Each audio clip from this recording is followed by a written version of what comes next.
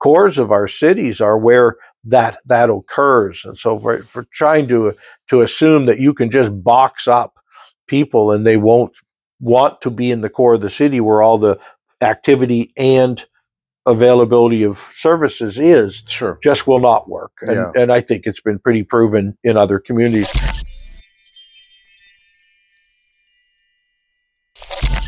In this continuing series on addressing homelessness, Mayor Joe Preston speaks on implementing projects to provide supportive housing in St. Thomas, Ontario. He touches on various aspects of the topic, such as the necessity of collaboration between agencies helping to fuel their relative success in addressing the homelessness that's plaguing all our cities. Have a listen. So the relationship with Indwell obviously has been successful. Indwell's really exploded over the last 15 to 20 years. So how did that relationship start and develop with Indwell and St. Thomas? Well, we had heard of them through our social housing and through our but we weren't certain they were a fit for us. Right. And truly, I think there's always going to be somebody contrary to what you think is at least a good idea today. Indwell, we've become great friends. There's enough negative. First of all, they're going very hard, and even my conversations to Graham or Jeff is, you're taking on too much, folks. Right, Yeah. right. And I don't want to step back, but I don't want to tell you can't go. Yeah. And so that's part of it. We really did a little bit of research, or at least became a relationship building conversations with them in the beginning. I am being a devout Christian, found that their organization also came with that type of morality and liked it, that part. Although certainly that's been held up in more than one case as to why why are you picking that organization? Aren't they a Christian charity? Yes, indeed they are, and I don't see why that would be a thing not to pick. So that side helps a lot in my mind. And so look, with all relationships, they grow with time if things go well and people do what they say they're going to do. And when our work with the Rail City Lofts, the first 16 units that we built with them, and put some pretty high acuity people into that building, and they asked us to do that in the sense that let show you what we can do and how good it can be right from the beginning. Right. Then, as I said, just after we had filled Rail City Lofts, we started the project on Queen Street, and it took a little while to build, and we did as much, and thankfully they did too, and they're doing such a great job of doing community involvement near where they will be. Right. Look, folks, we live in a community where our downtown is where most of the services are, and rightfully so should be. Right. That's the almost always the most affordable area to live, the most walkable area, the closest to all the services, including banks and grocery stores and the like. And so there's no reason to think we wouldn't do the types of things where we're graduating people from homelessness to housing in those neighborhoods. Right. Because also we'll graduate them from indwell buildings to the apartment building across the road here as a next step. And then as people continue on in life and in a better way, they can then choose where else they might want to live. But the cores of our cities are where that occurs. And so for trying to assume that you can just box up people and they won't want to be in the core of the city where all the activity and availability of services is, just will not work. And I think it's been pretty proven in other communities. We didn't have to do that also.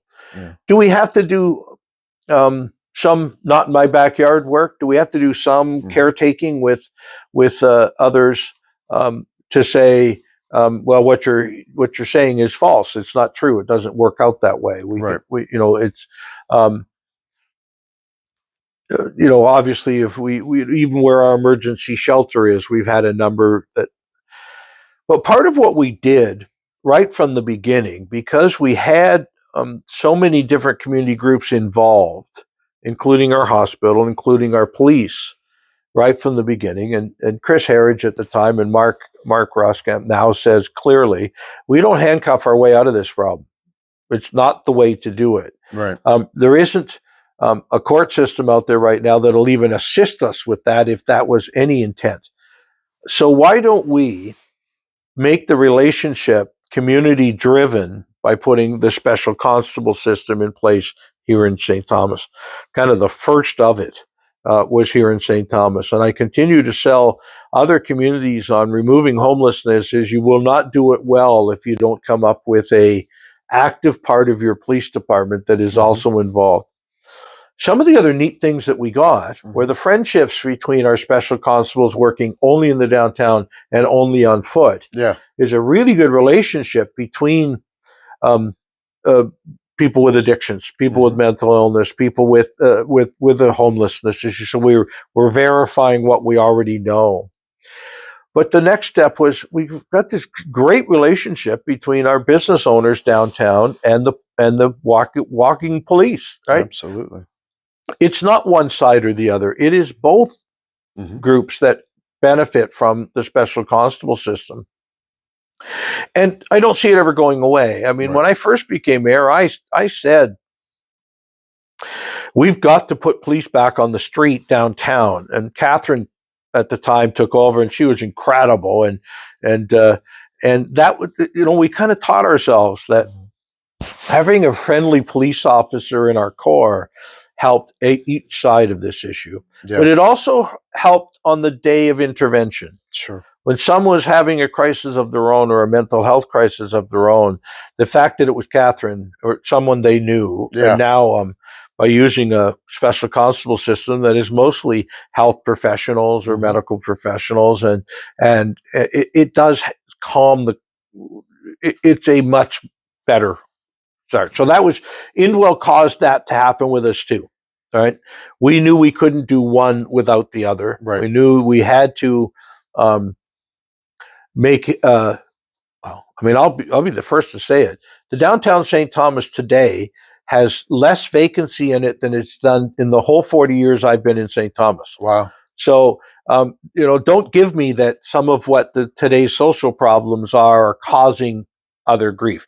Yes, they may very well be, but we have, because they do. I mean, it is an interaction between folks, but we have more commercial enterprise in our community now than we've ever had, including in our downtown and including a very large commercial section at one end of our downtown. Right.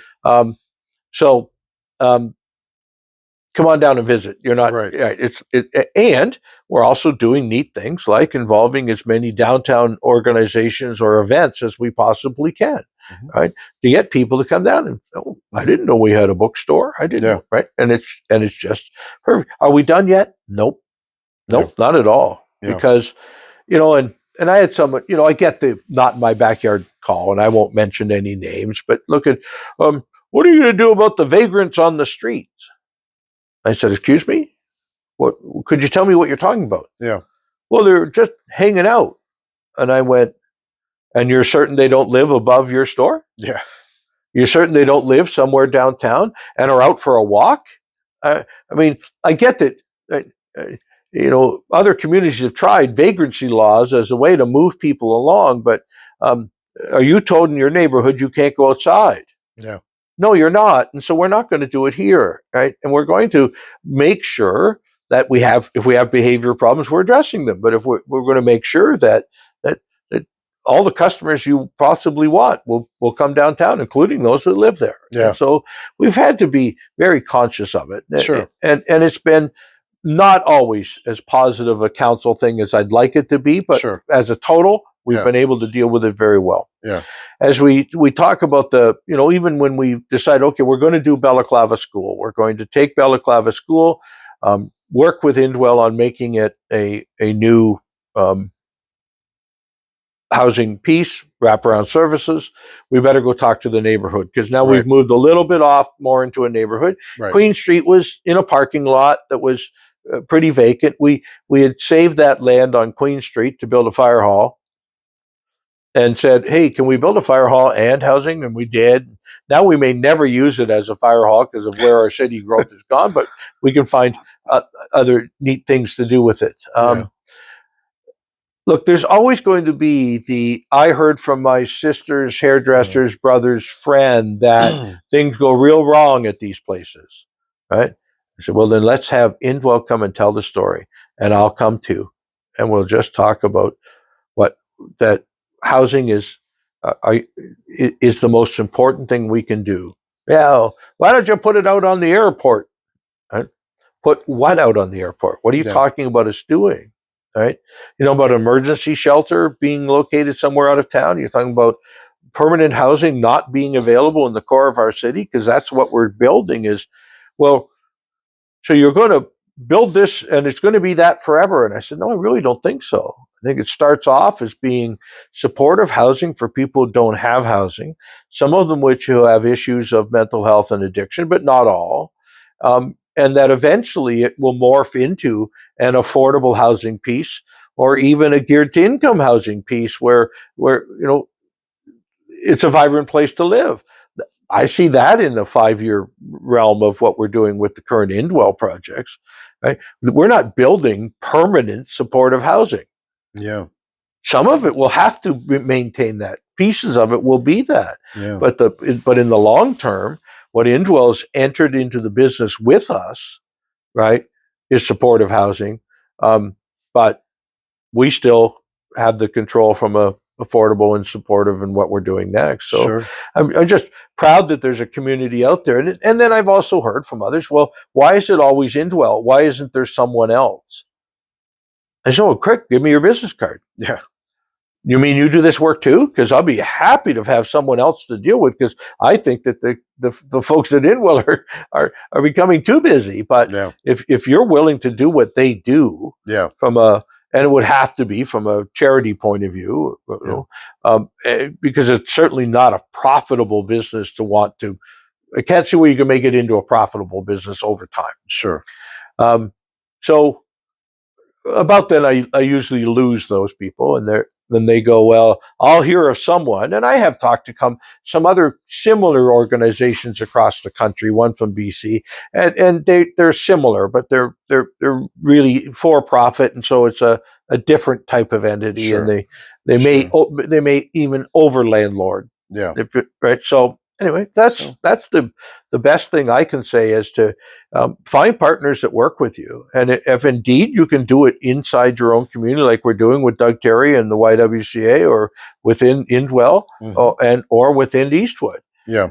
do it. Yeah. I mean, I'm okay at these organizations also helping our Sure. community. I mean, I Yeah. live half a block away from the Eastwood building, and looking forward to that much more Yeah. deeply affordable housing in our neighborhood. Sure.